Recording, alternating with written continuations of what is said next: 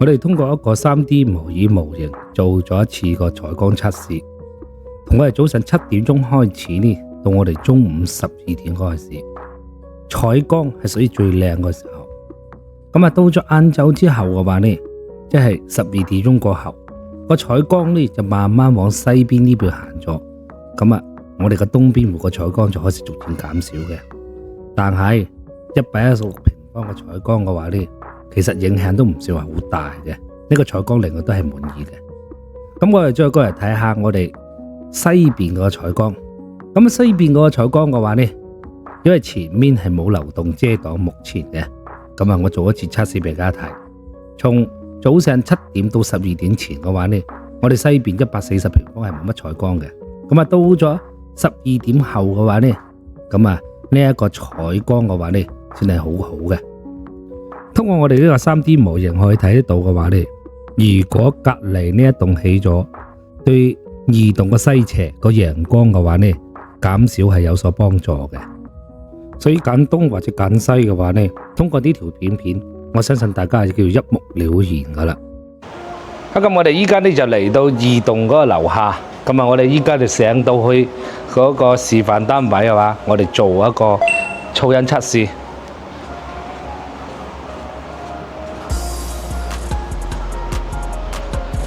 咁啊，大約嚟到呢一個位嘅話呢，呢一個大堂啊，就大約4米左右高啦。其實應該都唔到4米嘅，但係目測應該好似感覺到4米未測過啦。咁啊，入到呢個大堂嘅話呢，個裝修係其實係算係比較現代化嘅裝修嚟嘅，兩邊呢就貼晒牆啊。所以睇咗呢條片嘅朋友嘅話，有冇感覺到返到屋企嘅感覺？我覺得即係冇乜區別咯，因為依家目前嚟講嘅話呢，係非常之多嗰個社區都有咁嘅類似嘅裝修情況嘅。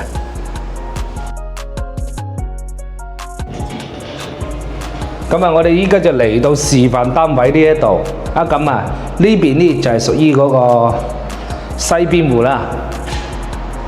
咁啊，大家睇咗我做個模型嗰陣時呢，亦都講咗喺呢一個位啊。我哋用咗嗰個測試儀，咁啊喺呢一個離高速樓呢一個位呢，大約嘅話呢係200米度啦。咁目前呢，即係我哋樓下係示範單位啦，咁呢邊嗰個話係無坯房。咁人哋大家可以睇到，未封窗嘅情況下嘅話呢，我哋聽得到嘅噪音係都係依然係比較明顯嘅。咁啊，封咗窗之後嘅呢一個噪音會唔會啊有所改善呢？一定會，但係咁啊，你晾衫咪唔好晾咯。即係企我個立場嚟講啊，我係唔中意封窗，我更加中意嘅話呢，就係做咩呢？就係因為通風嘅問題。咁啊，大家再睇翻呢度我模型有介紹嘅。如果呢啲窗啊再大少少或者再闊落少少，打開呢一度嘅話呢，造成一個南北對流啊，真係非常之舒服嘅。咁啊，再嚟到呢度睇先，嚟到我哋嘅主人房呢度啊，嚟到我哋主人房呢度，嗱西斜嘅話呢都會有，但係大家可以睇得到呢一個位啊。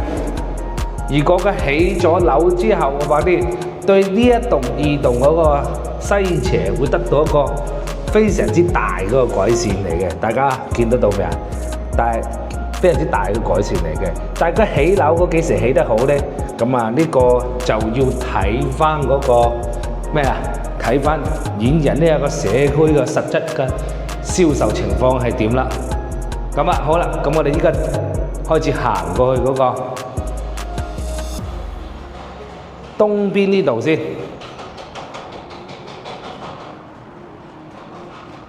其實我係幾中意嗰啲演人呢一種設計嘅嚇，因為呢佢每一戶都係獨唔獨戶，大家可以睇得到呢個西邊位啊，呢一個獨唔獨戶呢一度啊，稍微會大少少，個私隱性係更加強嘅。呢邊嘅話呢，要同116平方共用一個 lift 嚟嘅。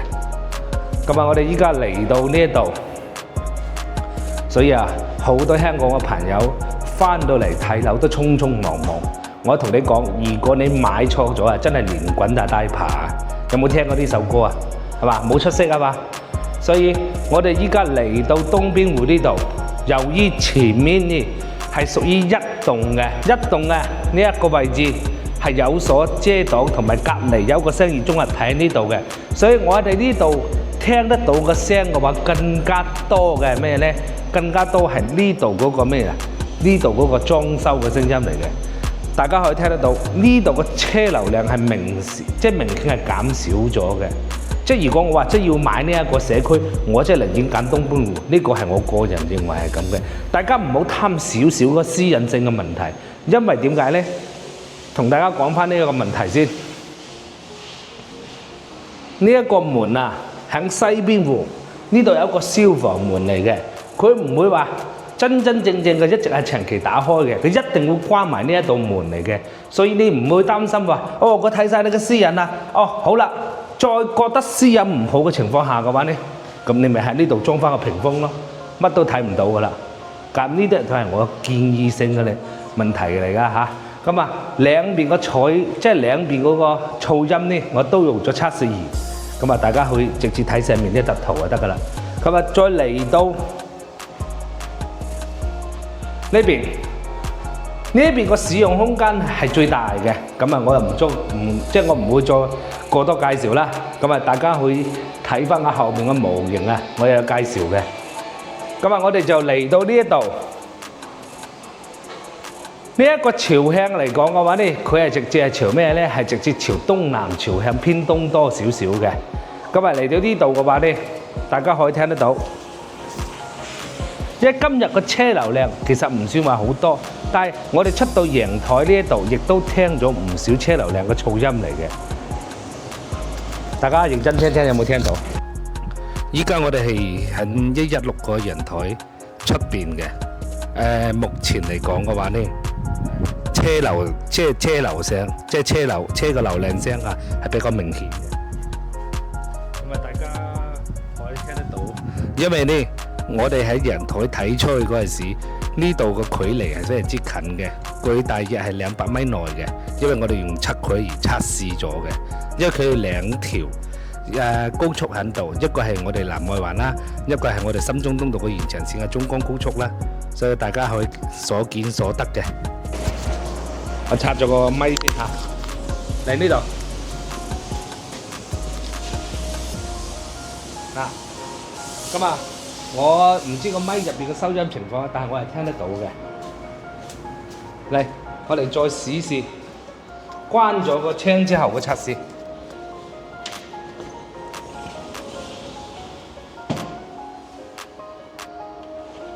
好啦，呢兩種嘅噪音呢，其實各位亦都聽晒咗啊。所以咁啊，大家知道噪音嘅情況係點啦。但我依然有講嗰句啦，即係話。你要清楚一個問題性就係咩？就係你買翻嚟喺呢一邊嘅話呢，係以養老為主嘅。咁啊，你投唔投資？我覺得千祈唔好分內地買樓，有一個投資概念。即係點解咁講呢？因為目前喺呢幾年內，我哋談任何投資價值，其實就係吊嘥柴氣嘅啫。咁啊，大家睇完呢一個噪音測試嘅話呢，我相信大家一定好清楚要知道就係對面嗰一棟嘅噪音情況係點，大家一定要記得追蹤我。有咩問題，大家可以喺我評論區下邊就有一個交流。我下一條片出下嗰度嗰個噪音測試，未買之前啊，就千祈停先。如果買咗冇計，一定會話點解冇計呢？怪自己咯，了解嘅嘢唔多咯。今日大家接落嚟睇我哋嗰個模型介紹嗰個戶型。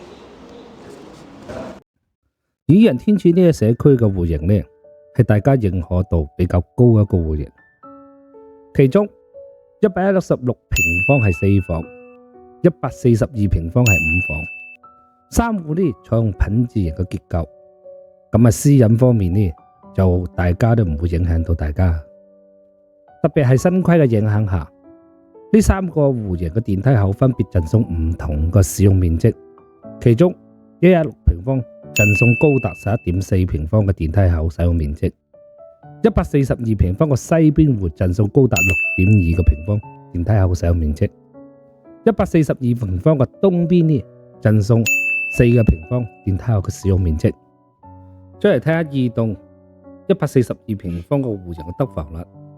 喺唔含牆體嘅情況下，唔加埋電梯嘅贈送面積下，阿肥仔我哋用咗702粗略測量咗下，142平方個戶型嘅淨使用面積大約為137，使用率大概96%啦。